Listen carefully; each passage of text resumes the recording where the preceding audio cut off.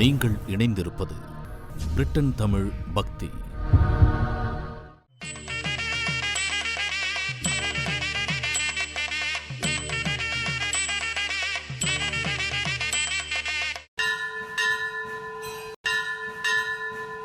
சஷ்டியை நோக்க சரவண பவனா சிஷ்டர் புதவும் செங்கதிரே.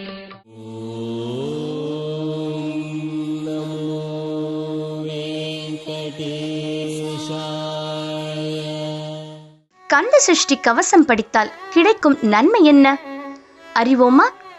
சில வருடங்களுக்கு முன் ஒரு நிறுவனத்தில் நான் பணிபுரிந்து கொண்டிருந்த போது அங்கே தொழிலாளர்களை உற்சாகப்படுத்தும் சில வகுப்புகள் நடத்தப்படுவதுண்டு.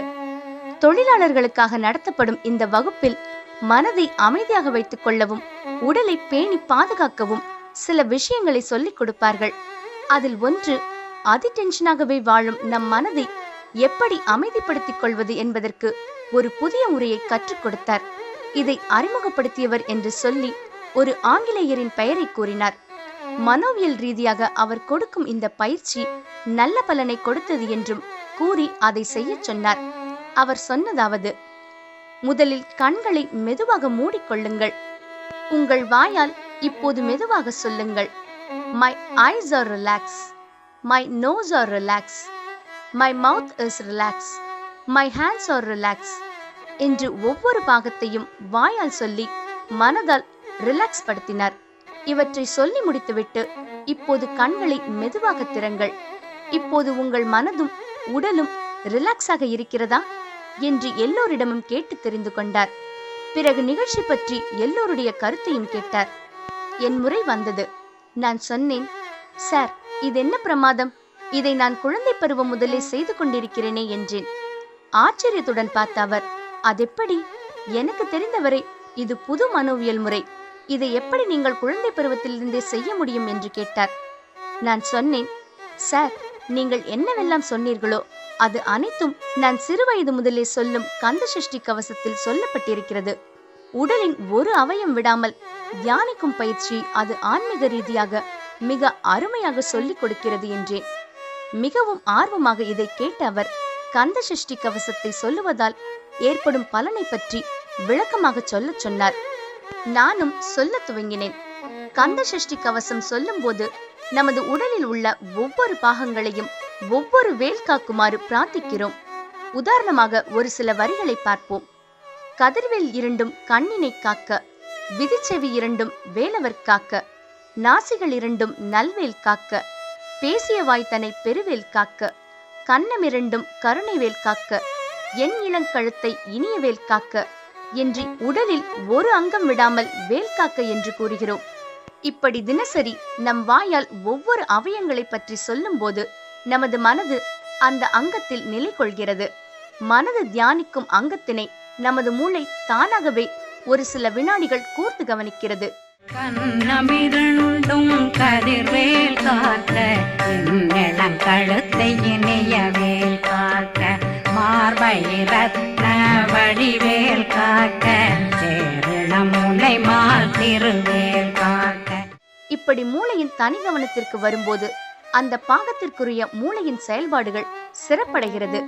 இப்படி தினசரி மிகவும் அமைதியான மனநிலையில் நாள் இருமுறை நம் உடலின் பாகத்தினை மூளையின் கவனத்திற்கு கொண்டு வந்தால் உடலின் சிறு சிறு குறைபாடுகளை மூளை தாமாகவே சரி செய்து கொள்ள தூண்டுதலாக அமையும்.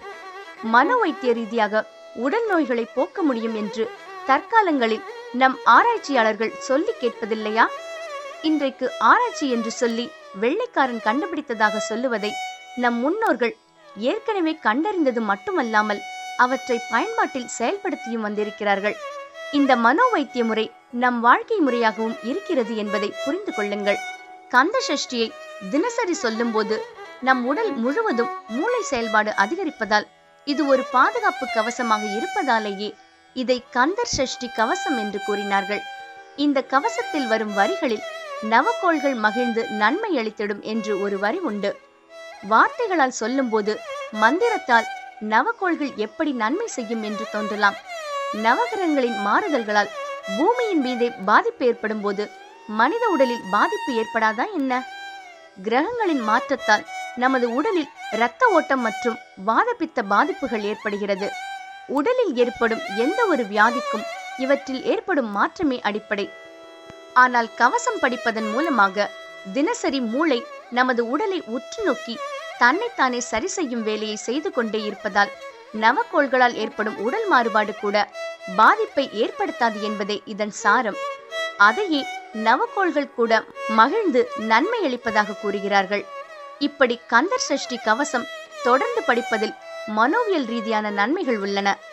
ஆனால் ஆராயமிலேயே தற்காலத்தில் எல்லாவற்றையுமே மூட நம்பிக்கை என்று சொல்லும் பகுத்தறிவு மடையர்களுக்கு இது புரிவது சாத்தியமில்லை.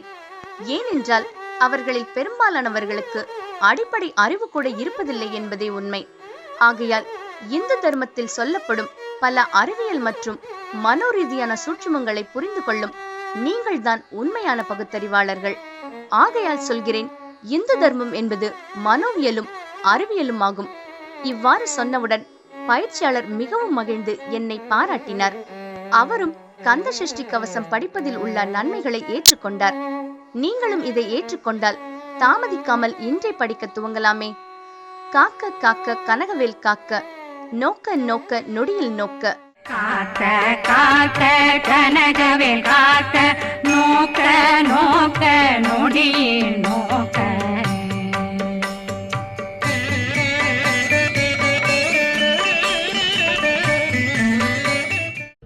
மேலும் இது போன்ற நிகழ்வுகளுக்கு இணைந்திருங்கள்.